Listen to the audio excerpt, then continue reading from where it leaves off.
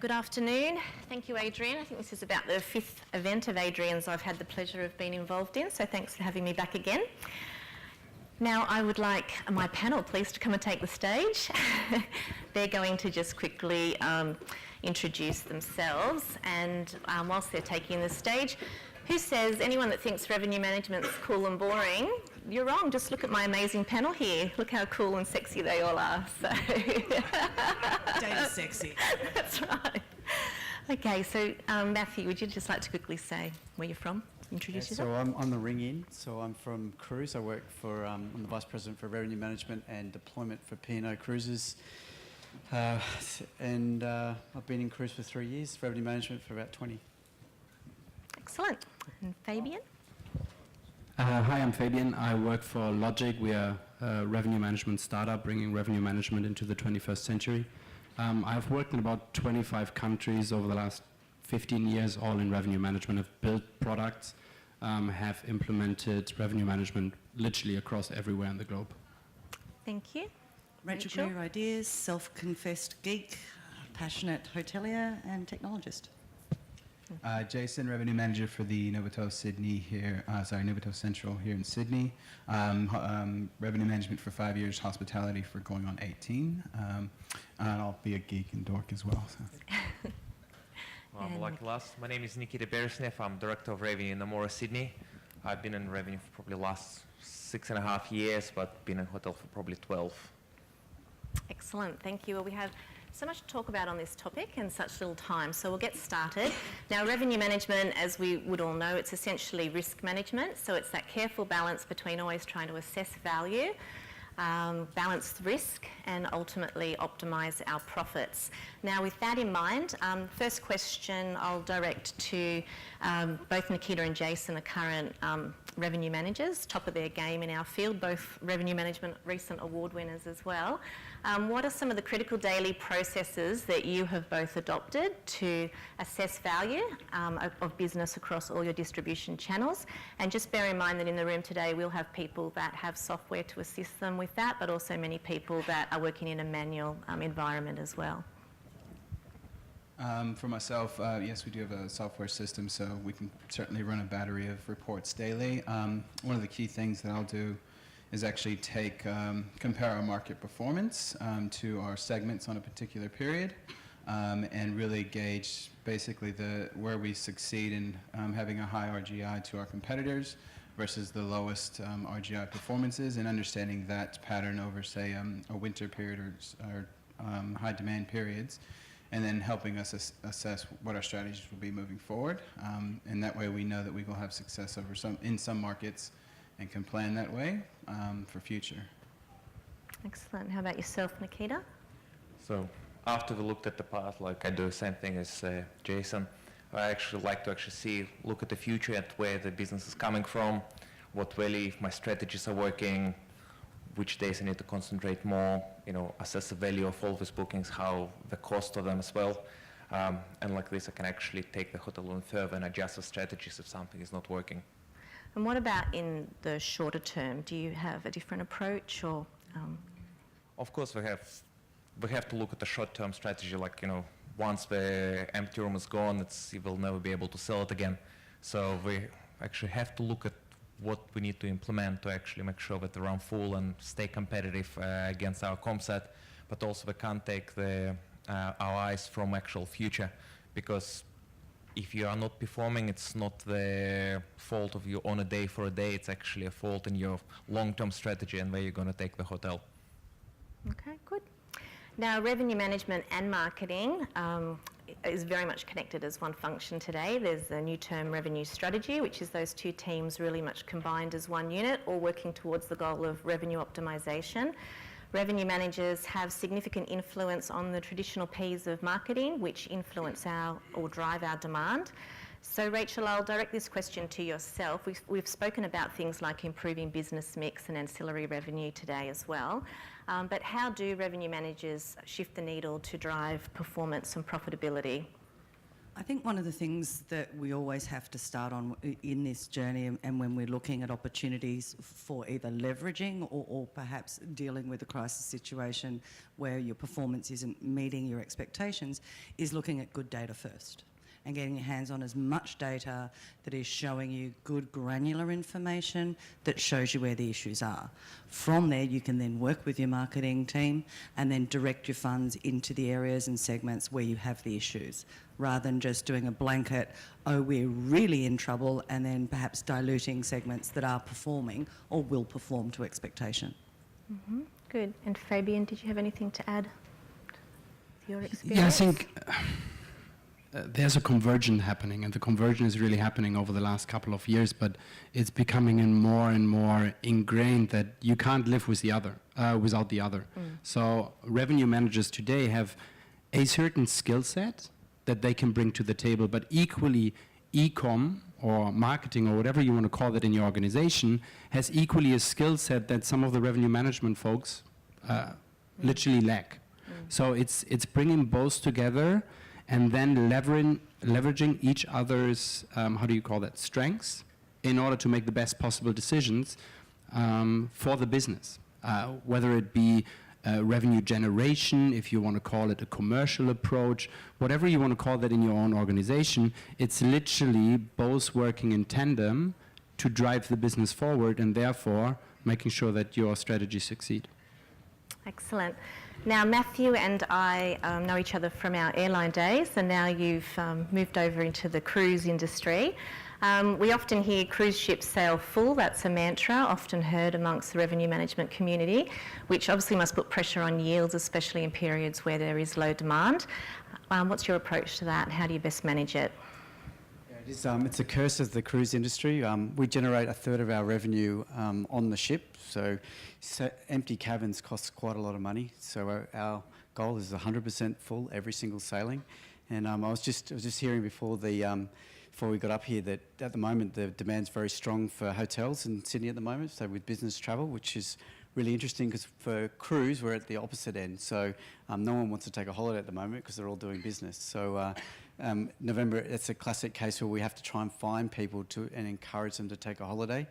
The risks of doing that is that we end up discounting, and you will all know, you will probably see out in the market that cruise is always on sale, and you always see price cheap, take a cruise, and that's from this need to get our occupancy up to 100%. So have you, predominantly your focus has been more on price, pulling that lever to try and fill the ships. Has that changed more to using marketing and perhaps not focusing on price so much? Yeah, so globally, the cruise industry's got a new mantra called market to fill, not price to fill. And the goal is to really leverage that marketing lever a lot more than the price lever. And we're doing that through TV, so you'll see a lot more TV ads for cruise than what you might have seen in the past. Infomercials, so anyone who watches The Current Affair will see that we get regular slots on there from a category point of view. Even our competitors, we all go on and try and push and market cruise and try and bring more people into the cruise industry. And we're also marketing more to our people who have cruised in the past. Through direct marketing or EDMs, and offering them specials and new cruises that they might be interested in to take again. And these are all ways we're using to market rather than price to fill. And do you have internal measures where you're measuring the cost of all those initiatives and then weighing that up against the extra demand it might have brought you, as opposed to if you'd played with price? Are you looking at those sorts of things? Yeah, we do. It's hard to calculate. It's hard to work out the return on a marketing campaign or a TV commercial across the booking cycle. But if we have been pulling the total revenue less the cost of sales through distribution channels, plus the cost of the marketing spend that's used to drive bookings. So we are getting a reasonable picture on what it costs to drive revenue. Okay, and I did just want to touch on overbooking with yourself, because so if I turn up and you're oversold, where are you going to put me? Because I know that that's an important factor that we use in our toolkit, but it's much harder for you guys, obviously, without a ship departing every 15 minutes like an airline, etc. Yeah, it'd be nice if we could put people in our lifeboats for the holiday, but it doesn't work. Look, it's hard. We do overbook, but by day of departure, we go square, and we do get wastage. We do get people not turning up for many reasons, but we find it very difficult to tell someone who's going on a 12-day holiday, sorry, we've overbooked, and there's no level of compensation that can make up for that. What all we might do is we might do buy-offs. So we might oversell, get it wrong, and then a week out we'll ring people and offer them a deal to move their holiday. See, I just find that really fascinating because I know in the accommodation industry where we do have more choice at times to put people, that is something that properties can be very nervous of doing. So the fact that you guys still, use that toolkit, out of your toolkit to do that to maximise revenue, obviously you have great data analysis to make sure that you can get it right so it wastes away on the day, which is really important. So looking at all those sort of statistics helps you make that accurate decision. Yeah, that's right. And yeah, I mean, it's that statistical analysis or data science, we've really bought into that overbooking space and trying to do predictors of what, with the passenger profiles that we've got, what type of wastage will we get from those. It's quite obvious, but something we hadn't done until recently was that an older guest has a lot more chance of cancelling than a family. So family books their leave. They're most likely, unless a family tragedy, to take their holiday, but an older guest quite often get sick. So we do now try and profile cruises and overbook based on the customer profile. Good. Okay, so revenue management professionals, they do have a transferable skill set across many industries. Obviously we've got cruise, we've got airline backgrounds, we've got hotels. If you were hiring a revenue manager, any of my panel can jump in here. If you were hiring a revenue manager, what are two key skill sets that you would not compromise on, and why?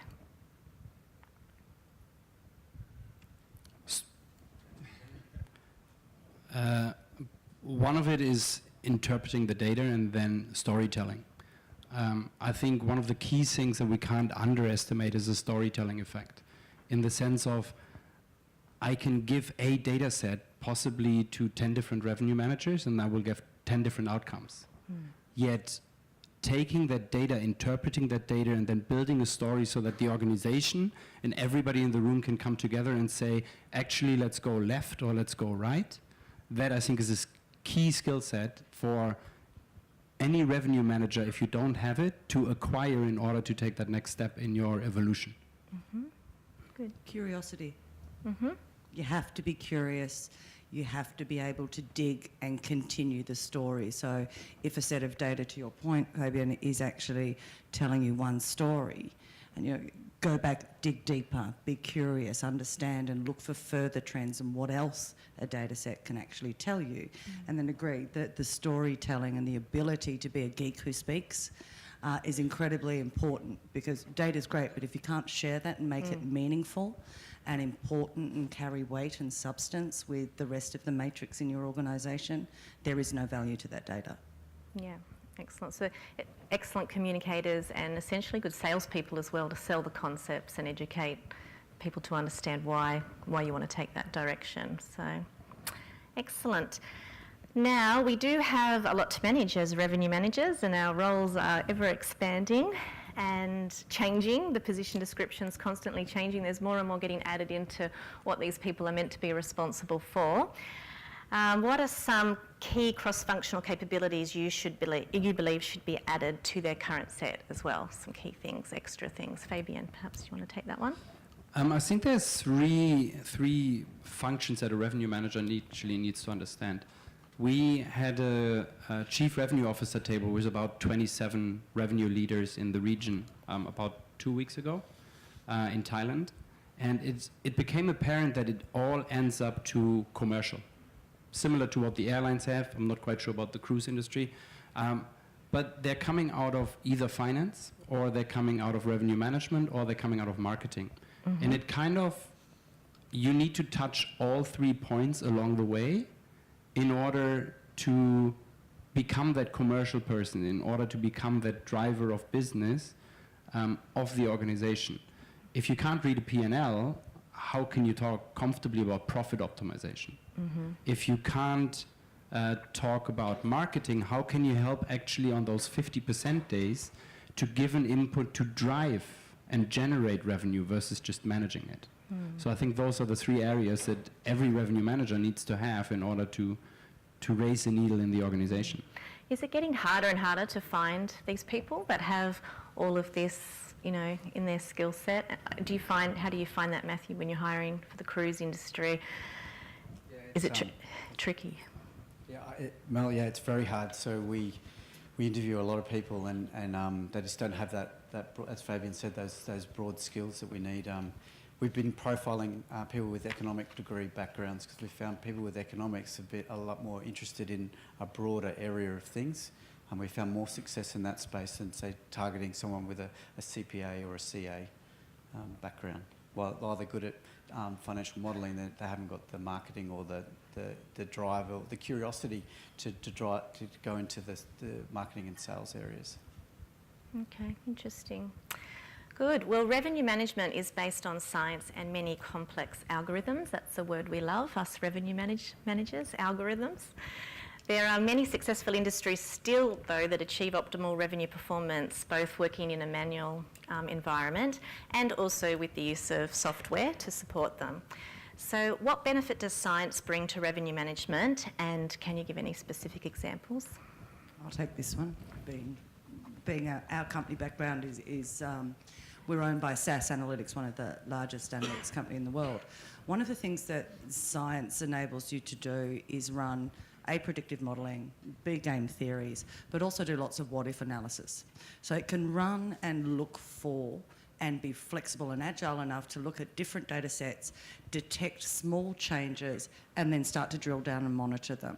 Where in a manual environment, you can do this to an extent, but the actual ability and computer power and time and effort required to design algorithms that are actually looking at what needs to be looked at and really in real time. Because, you know, we were talking about this earlier, you know, watching the pace of Sydney go crazy for this week happened in such a short lead time.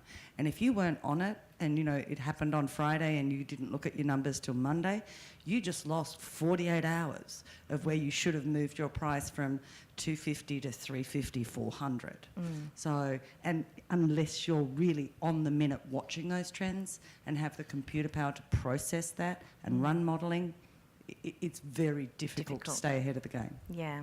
And Matthew, to date, you guys have been operating manually. Excel's been your best friend to date. Unfortunately, but we just built a revenue management system based on data science, and it's cutting edge. And what we're really happy about with the new data science, rather than the old revenue management systems, is it's modular, and we can take different modules and adjust to what we need, and fit them all back in together. And another example, we've got a data scientist, ex-Navy systems Afghanistan hero in our business, and he's brought this new level of capability where he today was looking at our onboard revenue and applying just a quick R-type analysis over the trends of onboard spend, and found quite a lot of money just through looking at what people were spending on board. And having that data science in your revenue management team can be applied to other parts of your business.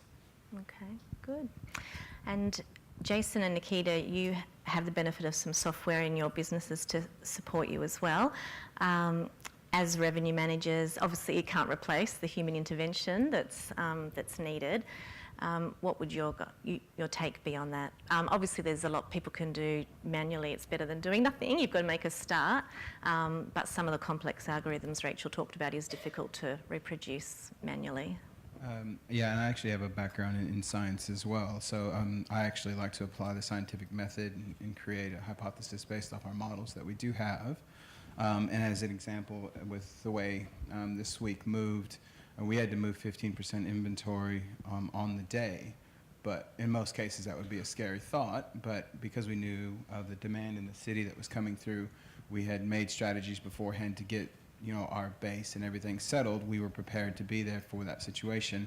As a result, we ended up clearing every single room, and, you know, getting a result to the competitor set was very, very strong. So I think if you have that base, you understand what the information is, but then yes, you put a little bit of manual understanding with your scientific method, and you understand the variables versus what you want to hold, because we didn't change the rate at all, and it still performed exactly how we want it to be. So. Okay, good. And having this system is actually a great thing, and yes, we do a lot of analysis for us, but the main thing is what Rachel and Fabian already saying, it actually leaves the revenue managers a lot of time to actually go and work with sales, go and work with finance, to actually not just work on just the revenue, we're slowly becoming profit managers, to actually see and implement the revenue culture in a hotel, to actually drive business and actually get everybody on board and present this data in a way that everybody understands, because the same set of data for a salesperson will be, has to present in a completely different way compared to the general manager or even accountant. So these tools actually do free up a lot of manual work which we used to have to do in Excel and stuff. I think that's one of the key points is a system, system can't read the newspaper. A system doesn't know that Adele just announced a series of concert tours and demand in the city went bonkers for that particular date range. A system can't read a newspaper. But what a system can do is take away the heavy lifting of data entry and aggregating everything into one place, and enables your salesperson and to your sales and revenue team to spend time interpreting, understanding, and then planning and actioning either stuff to fix a problem or stuff to leverage an opportunity. Yeah. It turns people from data entry into thinkers and strategists and doers. Okay, good. And we have touched on loyalty today as well, and just what about our guests that do book through third-party sites, etc.? Sometimes, I'm sure it's nobody in this room here, but sometimes as a property we're very good at rewarding loyalty, but the customers that book through other channels, sometimes we'll assign them the closet room in the property, or we're actually sort of discriminating against them, although the customer is oblivious to that, and they should be oblivious to it because they don't care about the situation we're in with commissions. And aren't they just a customer that's booked a room through a channel which we've allowed them to book through because we needed it? So what's your view on that statement? Look, the loyalty is a new thing, and everyone is driving direct bookings, and it's a new hype, and every big hotel chain is actually on board with that, with like the Hilton programs and Marriott programs. But as revenue managers, we have to take a step back and actually break down the cost of this distribution. As Matthew said earlier, it's very hard to actually calculate ROI and a lot of marketing spend. And by having tools like Ideas and Logitech, we actually can take a step back and actually put a value on each customer. And by talking about the value on each customer, we can actually see how much it costs us to actually bring this customer in, and then they can actually start analyzing how much auxiliary revenue this actual customer will bring in. So we will be talking about not just the rooms revenue, just the revenue of the rooms division. We will start looking at the actual F&B spend and everything else to actually concentrate more on the total revenue per customer and actually start looking at that. And loyalty does play a part of it, because we do want to retain the customers, because it's much cheaper to retain the customer and getting a new one. But right now, as revenue managers, we have to really work out the ROI of actually driving this direct business into the hotel. Okay, good. Now just quickly to finish up, so we can perhaps take a couple of audience questions. We know forecasting is a critical function of revenue management. Across our industry, there's a wide range of ways in which people approach doing a forecast and what they factor into their forecast. So from your experience, what are the critical elements that you believe need to be considered when preparing a forecast and making pricing decisions? I'm definitely market segment by day is each market segment by day forecasting in that sense is definitely important, especially in a dynamic structure like Sydney. I think if you're not definitely tracking your pickup and then how that pickup relates to your strategy in your forecast, or you're not strategizing to your forecast, you're losing out. Which is, there are systems, the systems will help you out with that in their forecasting as well. It just helps you understand where the market's obviously at, but if you don't have it separated in that sense, you're going to lose out in certain segments and rates eventually. Good. And Fabian? I think the principles of forecasting are still based around supply and demand, right? But we, for example, take a different approach to it. We look at it from a macro level perspective. So we're looking at the market first, and then we're looking at your own data. So essentially, forecasting previously was done in the, I take your property management data, I overlay a little bit of your competitive rate shopping, and I tell you about your demand. That's only a small fraction of your demand. What about the cruise that is coming in? What about that Beyonce concert, right? Technology today doesn't need to wait or read the newspaper. We can ingest that data as it is announced, and therefore my system can react. Technology is already there to do that. So it's not about waiting anymore for the human to intervene. The technology will actually tell me the market has reacted. I mean, we all know Sydney sits at 88% occupancy, 90% occupancy every midweek, right? But building those compression models about what can I actually do if it's 70% and how is that impacting my hotel, that is different. So then you take into data sets like, again, cruise, you can take in reviews, you can take in website data.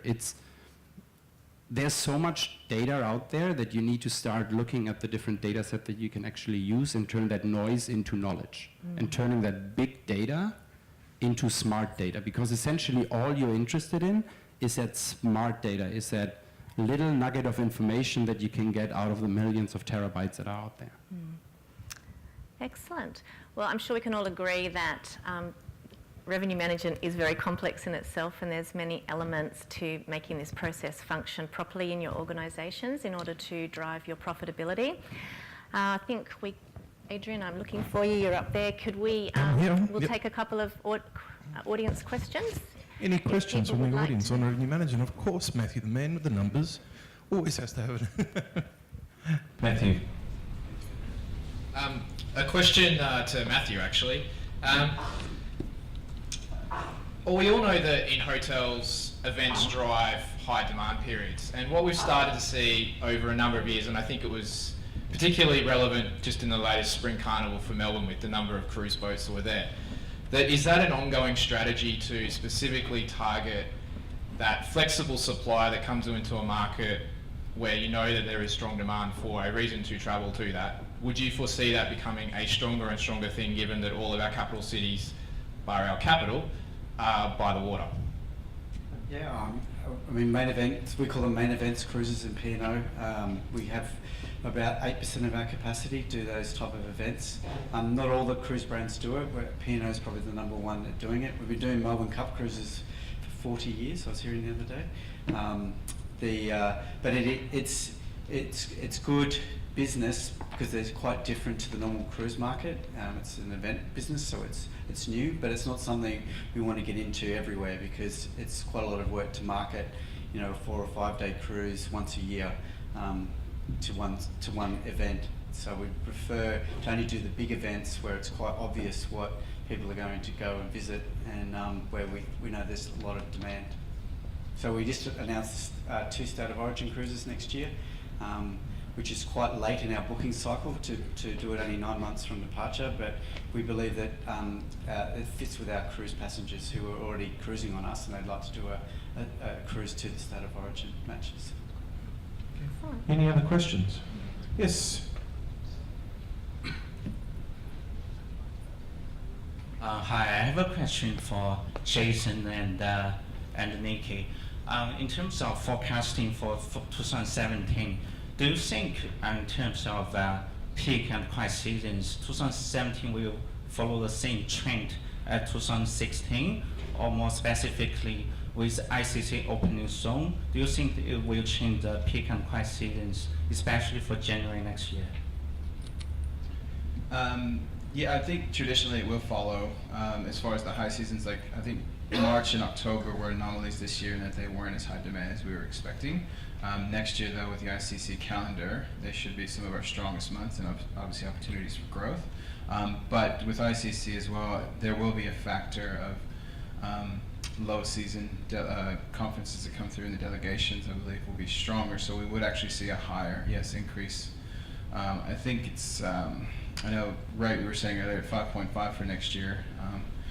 from the Deloitte analysis, but I think occupancy will obviously see it go up as well. So I would expect ICC plus a few other events like cruises, the larger cruise ships coming in, we would definitely see a larger demand. Any other questions? Otherwise, one more from, hang on, quickly. Yep.